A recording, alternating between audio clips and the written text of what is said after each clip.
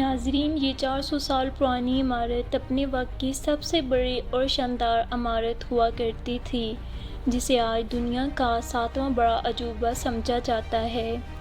اس شاندار عمارت کو بنانے کے لیے تقریباً 20,000 مزدوروں نے دن رات اپنا خون پسینہ ایک کر دیا تھا، وہ بھی نہ صرف 2-3 سال تک بلکہ پورے 22 سال تک۔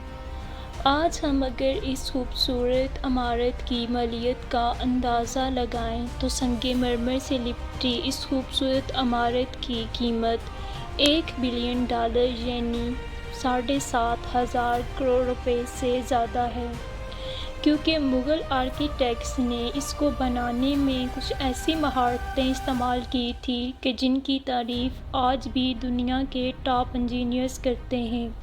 اس عمارت کو اس طرح سے ڈیزائن کیا گیا تھا کہ جب اسے مین گیٹ کے پیچھے سے دیکھا جاتا تو یہ کافی بڑی دکھائی دیتی تھی، لیکن جیسے ہی مین گیٹ کی طرف بڑھا جاتا تو اس کا سائز آٹومیٹیکلی چھوٹا ہوتا دکھائی دیتا۔ دماغ کو چکرا دینے والی یہ کوئی پہلی ٹیکنیک نہیں تھی جسے مغل آرکیٹیکٹس نے استعمال کیا ہو۔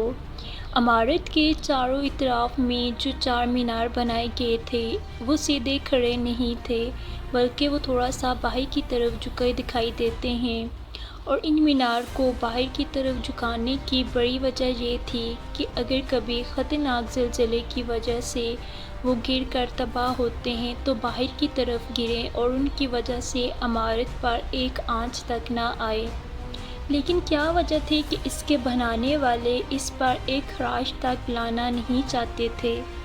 تاج محل کے وہ راز کیا ہیں جو 400 سال پہلے اس میں چھپائے گئے تھے؟ اس دور میں جب کنکریٹ یا اسٹیل نہیں تھا، پھر یہ شاندار عمارت اور یہ 40 میٹر اونچا گنبد کیسے بنایا گیا؟ ناظرین، یہ سب کچھ 1607 میں شروع ہوا جب اس سارے علاقے پر مغل سلطنت کی حکومت تھی۔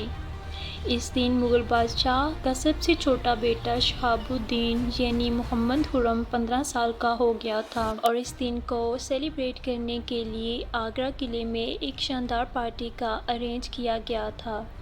خرم شہنشاہ کا چہیتا بیٹا تھا، اسی لیے اس کا وزن ہمیشہ ہیرے اور سونے کے ساتھ کیا جاتا، یعنی خرم کو اس کے وزن کے مطابق سونے اور ہیرے سے نوازا جاتا تھا۔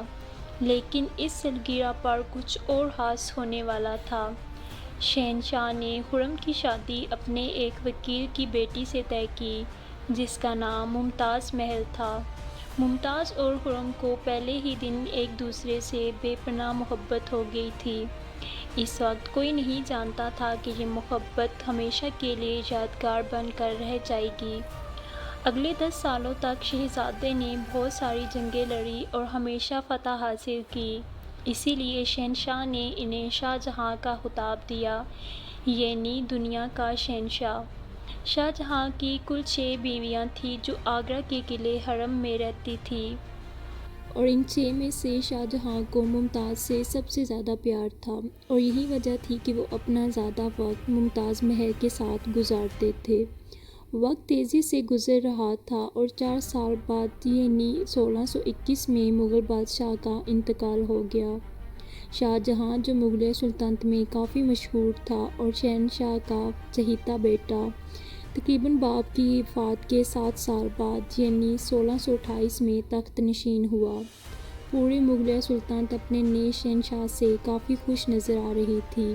یہ وہ دور تھا جب مغلیہ سلطنت اپنے عروج پر تھی، اور مغلیہ سلطنت نہ صرف ہندوستان بلکہ پاکستان اور افغانستان کے کئی حصوں میں پھیلی ہوئی تھی۔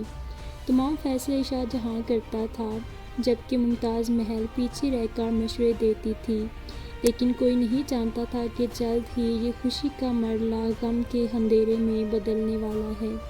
تخت نشینی کے صرف 1 سال کے اندر مغلیہ سلطنت کو دوبارہ جنگی حالات کا سامنا کرنا پڑتا ہے، اور اگلے 2 سال تک یہ جنگ جاری رہی، اور یہاں بھی شاہ جہاں کو فتح نصیب ہوئی۔ لیکن اس سے پہلے کہ وہ اپنی جیت کا جشن مناتا، اسے انتہائی افسوسناک خبر سنا دی گئی۔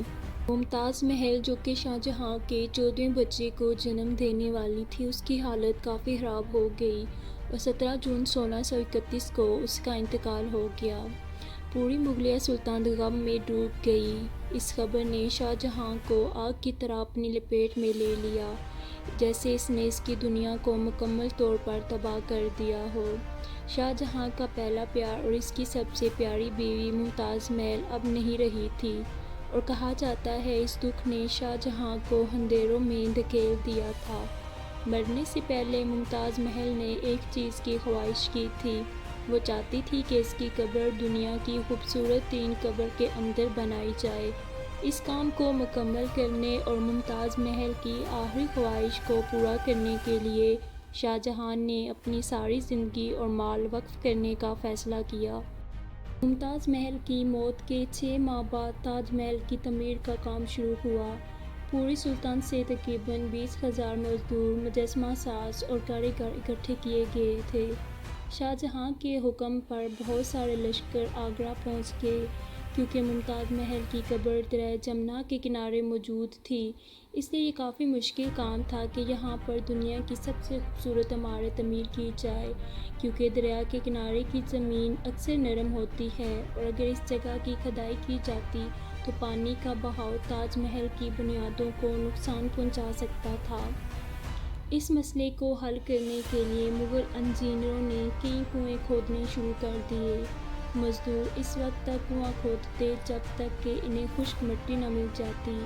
یہ کنویں پھر چٹانوں اور ملبے سے بھر دیے جاتے اور ان کے اوپر پتھروں کے بڑے بڑے مینار بنا دیے جاتے۔ اس کام کو انجام دینے کے لیے مزدوروں کے ساتھ ہاتھیوں کی کافی بڑی تعداد استعمال کی گئی تھی۔ مغل انجینئروں کی یہ تکنیک بھی کام کر گئی کہ اب ایک نرم زمین پر ایک پتھریلی عمارت کی بنیاد جو ہے منظور تھی۔ آج کی ویڈیو میں یہیں تک، لیکن تاج محل کی سٹوری ختم نہیں ہوئی۔ تاج محل کی ریمائننگ سٹوری پارٹ 2 میں اپلوڈ کی جائے گی، اس لیے اگر آپ چینل پر نئے ہیں تو چینل کو سبسکرائب کر دیں اور بیل آئیکن کو پریس کر دیں تاکہ جب پارٹ 2 اپلوڈ کیا جائے تو آپ کو نوٹیفیکیشن مل جائے۔ ویڈیو پسند آئی ہو تو لائک کر دیں، دوستوں کے ساتھ شیئر کر دیں۔ اس طرح کی مزید انفارمیٹیو اور ہسٹوریکل ویڈیوز کے لیے چینل کو ضرور سبسکرائب کریں۔ Thanks for watching. اللہ حافظ۔